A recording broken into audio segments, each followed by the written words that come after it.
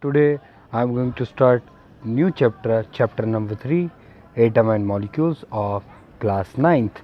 Now in the हम जब छोटे होते हैं या फिर आप अभी सोचते होंगे कि यूनिवर्स बना कैसे, पहले मुर्गी आएगी, पहले अंडा है, या पहले आप ये सोचते हैं कि दुनिया आखिर बनी कहाँ से, सबसे पहला एलिमेंट क्या था, पहला कंपाउंड क्या था, पहला प्रोडक्ट क्या था। जैसे पहले आपसे पहले आपके फादर है, आप फादर से पहले आपके दादाजी थे, मतलब ग्रैंडफादर, फिर पर ग्रैंडफादर, मतलब इस तरीके से आप सोचते हैं ना कहीं से आ रहा है। लेकिन सबसे पहले कौन आया था, तो ये सब जानने के लिए केमिस्ट्री पढ़ना ज़रूरी है।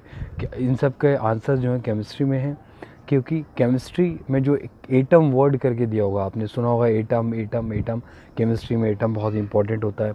तो याद रखिए, जो केमिस्ट्री में एटम है वही इन सब चीज़ के आंसर देता है कि पहले मुर्गी आएगी, पहले अंडा आया। तो लाइफ कब पॉसिबल है, लाइफ भी थर्ड स्टेप में पॉसिबल हुई थी। यानी अगर हम बात करें तो सबसे पहले एटम आया था यूनिवर्स में, उसके बाद एटम के बाद उनमें कुछ प्रोसेस हुई, केमिकल कॉम्बिनेशन हुए, जिसके बाद लाइफ पॉसिबल हुई है। जब आप बायो या साइंस में कोई चैप्टर पढ़ेंगे बायोलॉजी का, तो उसमें पढ़ेंगे third stage of atom to produce the life. जो माइक्रो ऑर्गेनिजम्स आए थे यूनिवर्स में, आपको मालूम है, वो थर्ड स्टेप में आए थे एटम्स के। ओके, तो एशियन टाइम में ऐसा बोला जाता था कि in ancient Indian and the Greek philosopher have always wandered about the unknown and unseen form of the matter. वो पुराने जो फिलोसफर थे वो हमेशा सोचते समझते थे कुछ ना कोई ऐसी चीज़ है जिससे यूनिवर्स बना हुआ है। तो फिर 15 बीसी सेंचुरी में हमारे एक महर्षि कनाद करके एक साइंटिस्ट आए, एक महर्षि आए, जिन्होंने बताया कि हाँ, yes, universe are made of the very tiny particles consisting it is individual part, it is indestructible part and cannot divide into the smallest particles, है ना। तो उन्होंने उसको नाम दिया पदार्थ करके। फिर उसके बाद एक और साइंटिस्ट आगे आके एक और साइंटिस्ट पाकुधा करके दिया है, जिन्होंने बताया yes, universe are made of the very tiny particle, the name of that particle is known as the परमाणु। ओके, परमाणु जिसे अगर इंग्लिश में बोला जाए तो दैट इज एटम्स। ओके ना, उसके बाद फिर 18 सेंचुरी में डिस्कवरीज हुई। डेमोक्राइस्ट आए, लियो किपस आए, जिन्होंने बताया yes, the all the matters are made of the very tiny particle, name is that atom. Okay, फिर 18 सेंचुरी में एक और साइंटिस्ट है, 1808 में डाल्टन ने एटम से रिलेटेड पॉस्टुलेट्स दिए, जैसे डाल्टन थ्योरी दिया। इसी 18 सेंचुरी में एलिमेंट्स और कंपाउंड में जब डिफरेंस पता चला, तो उसके बाद नई रिसर्च चालू हुई और फिर एटम से रिलेटेड थ्योरी आना चालू हुई हैं। देखिए, actual meaning of atom is a plus Tom. A means single और टॉम मीन्स पार्टिकल। जो पार्टिकल है अनडिस्ट्रक्टेड होता है, दैट मीन्स उसको हम तोड़ नहीं सकते हैं। पुरानी थ्योरी के हिसाब से एक एटम को तोड़ा नहीं जा सकता था। तो यूनिवर्स के अंदर जितने भी सब पार्टिकल्स है, जितने भी मैटर है, हम तुम नेचर, जो भी चीज़ें देखेंगे, उसको अगर ब्रेक करते हैं तो सबसे छोटा पार्ट जिसको ब्रेक करना पॉसिबल ना हो, ठीक है, उस चीज़ को एटम कहा गया। ठीक है, 18 सेंचुरी 19 सेंचुरी तक फिर नए नए स्कोप्स आए, जैसे इलेक्ट्रॉन माइक्रोस्कोप, उसके बाद जो इलेक्ट्रिक माइक्रोस्कोप। तो इसके से हम देख सकते हैं कि एटम नहीं, एटम के अंदर भी छोटे छोटे पार्टिकल्स होते हैं, जैसे न्यूक्लियस होता है, ऑर्बिट्स होते हैं, ऑर्बिटल्स होते हैं, एनर्जी सेल्स होते हैं, इलेक्ट्रॉन प्रोटॉन न्यूट्रॉन है। तो इसमें भी तोड़ा सकता है। तो मॉडर्न थ्योरी कहती है कि हाँ, atom can be divided into part of electron proton neutron.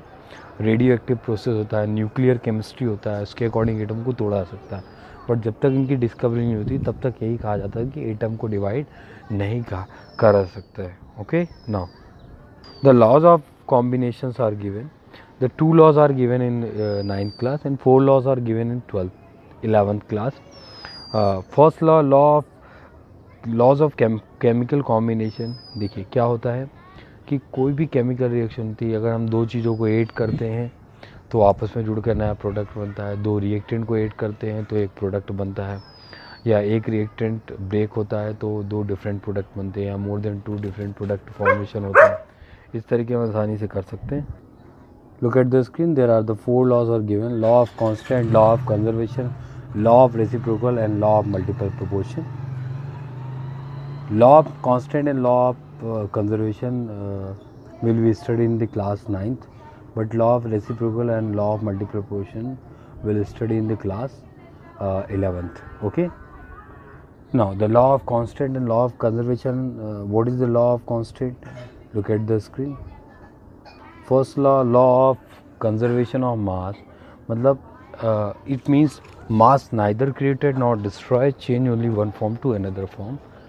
Once again, mass neither created nor destroyed, change only one form to another form. इसका मतलब ये हुआ कि यूनिवर्स में जितनी भी चीज़ें हैं, ऑल द मैटर्स, मतलब चाहे वो लिक्विड हो, चाहे गैस हो, सॉलिड हो, चाहे हम हो, चाहे आप हो, चाहे प्लांट हो, चाहे एनिमल्स हो, उसको एक फॉर्म से दूसरी फॉर्म में भी चेंज किया जाता है. अगर हम आज जिंदा है, कल डेथ होगी, फिर उसके बाद प्रोडक्ट में कहाँ डिकम्पोज हो जाए, या जलाएंगे या फिर गड़ाएंगे, दोनों में से एक चीज़ होती है. डिकम्पोज होता है, फिर वो यूनिवर्स मिल जाता है, फिर नई लाइफ पॉसिबल होती है. ठीक है, प्लांट खाते हैं, फिर बेस्ट प्रोडक्ट बनता है, फिर यूरिया बनता है, फिर प्रोडक्शन होता है, वाटर चेंज होता है, वाटर से vapour, vapour to liquid, liquid to gas. इस तरीके से कंटिन्यू साइकिल चलता रहता है. अगर हम एरोप्लेन की बात करें तो एरोप्लेन भी हमने कोई मैजिकली फॉर्म नहीं किया है, या कोई भी हम मैजिकली कोई भी जादू टोना या कोई भी हमने ऐसे कोई भी एक्टिविटी करके परफॉर्म नहीं करा है कि भाई अपने आप एरोप्लेन इस यूनिवर्स में नहीं था, हमने लिया. ऐसा नहीं है. हमने यूनिवर्स के अंदर जो मेटल थी, हमारे नेचर में जो मेटल थी, अर्थ क्रस्ट में जो मेटल थी, उनको लिया, उनको शेप दिया, साइज़ दिया, पार्ट्स बनाए उनको प्रॉपर. उसके बाद उसमें फ्यूल दिया, और फ्यूल के कंबशन के कारण इस एनर्जी, नेचुरल एनर्जी को ये यूज़ करके हमने एरोप्लेन को डेवलप किया है. ओके, तो मैजिकली हमने कोई भी चीज़ को परफॉर्म नहीं किया है. जो भी चीज़ें यूनिवर्स हैं उसी को हम मॉडिफाई करके चेंज कर रहे हैं. हम घर की, अगर घर बनाए, देखिए कंस्ट्रक्शन होता है तो ईंट लगती है, सीमेंट लगता है. तो ईंट जो है सॉइल को जो हीट करके बनाई जाती है. सीमेंट जो है कैल्शियम कार्बोनेट, उसके बाद उसके हम जिप्सम और कुछ केमिकल सब्सटेंसेस मिला के उसको बनाया जाता है. इसके अलावा सैंड जो होती है वो आपकी रिवर से आती है. स्टोन के आपस में रब करने के कारण स्टोन बनता है. तो इस तरीके से यूनिवर्स में जो भी सब चीज़ें हमने मिक्स करके एक नया कंपोनेंट्स बनाया है. ओके, हमने कुछ भी चीज़ ऐसा नहीं कि यूनिवर्स में नहीं थी उसको हमने मैजिकली फॉर्म करा है. तो लॉ ऑफ कंजर्वेशन यही कहता है कि दुनिया में जितनी भी चीज़ें वो केवल एक फॉर्म से दूसरी फॉर्म में बदल रही हैं, या हम उन्हें बदल सकते हैं, बट कभी भी फिनिश नहीं कर सकते. This is the law of conservation. जो भी केमिकल रिएक्शन बैलेंस करी जाती है, left hand, right hand, multiplication of variable left hand side equalize by the right hand sides, ये सब जो चीज़ होती है because of only and only law of conservation. हम खाना खाते हैं, बेस्ट प्रोडक्ट बाहर होता है, फिर प्रोडक्शन होता है, फिर मतलब जो हमारा जो चीज़ साइकिल चल रहा है वो पूरा लॉ ऑफ कंजर्वेशन को ही फॉलो करता है. ठीक है, देखिए अगर लेफ्ट हैंड से जैसे वेट हम करते हैं, तराजू में पुराने समय तराजू चलता था, वेट बैलेंस वेट चलता था, तो जितना वजन इधर होता था राइट साइड होता था, सेम वजन लेफ़्ट साइड रखा जाता था. बैलेंस करा जाता था, इक्वलाइज करा जाता था. तो यही लॉ ऑफ कंजर्वेशन का प्रिंसिपल है कि चीज़ों को बैलेंस और इक्वलाइज करा जाए. Okay, now the next in the experiment 3.1. देखिए एक बीकर लिया है, बीकर के अंदर एक इग्निशन ट्यूब रखी है, उसके अंदर एक मटेरियल रख दिया, मान लीजिए जो वेपराइज हो सकता है, और उसे कॉनिकल फ्लास्क में रखा. कॉनिकल मतलब जो कोन जैसा दिखाई दे. उसको बीकर ऊपर से कॉर्क यानी रबड़ से कवर कर देते हैं, जहाँ ताकि कुछ भी गैस रिलीज़ ना हो सके. अब देखिए क्या करेंगे, जो हमारे पास इग्निशन ट्यूब है उसमें मटेरियल रखा है, जब उसे गर्म पानी के या कॉनिकल फ्लास्क को गर्म करेंगे तो आप देखेंगे जो मटेरियल अंदर का वाटर वेपर में कन्वर्ट होगा. इसलिए के अलावा इग्निशन भी वेपर में कन्वर्ट होगा. तो आप बर्निंग यानी उसको कंबशन पहले before heat you will measure the mass of substance without heating, then after the heating you will measure substance. You will see at the both time you will get the equal mass of before the reaction and after the reaction. तो ये prove करता है कि reaction जो है before and after equal होती है, यानी बिफोर एंड आफ्टर जो कंपोनेंट्स होता है वो इक्वल होगा. एनर्जी क्योंकि हमने बाहर निकलने नहीं दी, सब्सटेंस को बाहर निकलने दिया, इसलिए हमें इक्वल अमाउंट में एनर्जी मिलेगी, इक्वल अमाउंट में सब्सटेंस मिलेगा, उसका मास हमेशा इक्वल रहेगा. ओके, सेकंड लॉ है, देखिए सेकंड लॉ जो दिया है लॉ ऑफ कांस्टेंट प्रोपोर्शन है. तो ये लॉ ऑफ कांस्टेंट प्रोपोर्शन, अच्छा, law of conservation given by the Lavoisier. Lavoisier known as the father of chemistry. मैंने आपको पहले ही बताया था, फादर ऑफ केमिस्ट्री जो है लेवोइजियर को कहा जाता है, क्योंकि उन्होंने जो कॉन्सेप्ट, बहुत सारे कॉन्सेप्ट देने की कोशिश करी जैसे isotope, isobar, atomic number, atomic mass, atomic structure, electron proton discoveries से रिलेटेड कुछ ऑर्गेनिक कंपाउंड्स बनाने की कोशिश करी, यानी इनको बहुत ज़्यादा योगदान था केमिस्ट्री में, इसलिए उन्हें मॉडर्न केमिस्ट्री के फादर ऑफ केमिस्ट्री कहा जाता है। ओके, उसके बाद जॉन डाल्टन आए, इनकी थ्योरी बहुत फेमस है, डाल्टन पोस्टुलेट 1808 में दी थी। ओके, ये हम पढ़ेंगे क्या था। लॉ ऑफ कांस्टेंट प्रोपोर्शन क्या होता है? लॉ ऑफ कांस्टेंट ये कहा जाता है कि यूनिवर्स में जितनी भी चीज़ें हैं, पहली बात तो एक फॉर्म से दूसरी फॉर्म में चेंज होती है, ये बताया लॉ ऑफ कंजर्वेशन। लेकिन हम चीज़ों को आइडेंटिफाई कैसे करते हैं? How can you identify the object? Is a metal, is non metal, is boots, is curd, is milk. ठीक है, तो आप किसी भी चीज़ को आइडेंटिफाई क्यों करते हैं? क्योंकि law of constant behind the object. Law of constant क्या होता है? दुनिया की हर चीज़ के अंदर उसका एक फार्मूला है। ठीक है, जैसे हम बात करें बूट्स का फार्मूला लकड़ी, तो कार्बन हम बोलेंगे, डायमंड का फार्मूला कार्बन बोलेंगे, ग्रेफाइट का फार्मूला कार्बन, मिल्क के अंदर जो है सुक्रोज, माल्टोज शुगर होती है, उसका भी एक फार्मूला है। ठीक है, खाना फूड आइटम खाते हैं, ग्लूकोज, फ्रक्टोज, उसके अंदर भी शुगर होती है। कार्बोहाइड्रेट का फार्मूला, आयरन का Fe है, कॉपर का Cu है, निकल का Na है, जिंक का Zn है ना। इस तरीके से यूनिवर्स में हर एक चीज़ का एक फार्मूला है। कुछ नेचुरली ओकर होते हैं, कुछ मैन मेड होते हैं। तो लॉ ऑफ कांस्टेंट इनके पीछे वर्क करता है। जैसे कार्बन डाइऑक्साइड आपने सुना होगा, CO2, H2O। अगर कार्बन डाइऑक्साइड CO2 है तभी हम उसे कार्बन डाइऑक्साइड बोलेंगे, अगर CO हो जाएगा तो कार्बन मोनोऑक्साइड हो जाएगा। अब एक ऑक्सीजन अगर कम होती तो आप ये नहीं कहेंगे कि सर ये तो कुछ और हो गया। आप ये नहीं कह सकते कि सर इसकी प्रॉपर्टी कार्बन डाइऑक्साइड जैसी होगी। यस, तो आपको यही करना है कि अगर किसी भी चीज़ का जो फार्मूला होता है वो वही रहता है, उसका मास फिक्स होता है, मास फिक्स होगा, फार्मूला फिक्स्ड होगा, तो वो चीज़ हमेशा आइडेंटिफाई होगी। वाटर हमेशा लिक्विड फॉर्म में तब होगा जब उसका 18 मॉलिक्यूलर मास होगा, वेपर फॉर्म में होगा जब उसके अंदर हाइड्रोजन बॉन्डिंग नहीं होगी। यानी हम दुनिया में कहीं भी वाटर हो, कैसा भी वाटर हो, किसी भी सोर्सेज से निकला हो, लेकिन वाटर हमेशा H2O ही होगा, H2O2 वाटर नहीं होगा। ठीक है, और H3O भी वाटर नहीं होगा, हमेशा H2O ही वाटर होगा। इसलिए इसी तरीके CO2 हमेशा कार्बन डाइऑक्साइड होगी। CO is not a carbon dioxide, CO3 is not a carbon dioxide. Glucose जो हम खाते हैं C6H12O6 ग्लूकोज होता है, ये हमेशा C6H12O6 ही होगा ग्लूकोज। ठीक है, C12H22O11 ग्लूकोज नहीं होगा, सुक्रोज या माल्टोज या लेक्टोज हो सकता है, बट ग्लूकोज हमेशा C6H12 होगा। आयरन हमेशा Fe होगा, कॉपर हमेशा C होगा। अच्छा, अभी एक क्वेश्चन होता है कि सर आपने बताया कि all the things are made of the atom, तो अब जब ये एटम के बने तो एटम तो एक जैसे होते हैं? नहीं, एटम का साइजेस डिफरेंस होता है। कुछ एटम छोटे साइज़ के होते हैं, कुछ एटम बड़े साइज़ के होते हैं। ठीक है, साइज़ के डिफरेंस होने के कारण जब उनका अरेंजमेंट होता है तो डिफरेंट अरेंजमेंट होगा, पेकिंग अरेंजमेंट होगा, अलग होगा, तो हम आसानी से जज कर पाएंगे कि दो मेटल्स क्यों डिफरेंट है। अगर हम बात करें गोल्ड की और आयरन की बात करें, तो गोल्ड और आयरन में अगर देखेंगे तो हमारे पास जो गोल्ड होता है उसके एटम का साइज़ थोड़ा सा बड़ा होता है और आयरन के एटम का साइज़ छोटा होता है। ये भी चीज़ याद है कि जिसके एटम का साइज़ ज़्यादा होगा वो ज़्यादा आएंगे। मान लीजिए एक गिलास, वन गिलास आपके पास 1 गिलास है, उसमें आपने एटम्स रखे, तो जो एटम छोटे होंगे उनके नंबर ज़्यादा होंगे, वो ज़्यादा पास होंगे, और मान लीजिए बड़े एटम लोगों के नंबर्स कम होंगे, दूर दूर रहेंगे। तो याद रखिए जो भी सॉफ्ट चीज़ें होती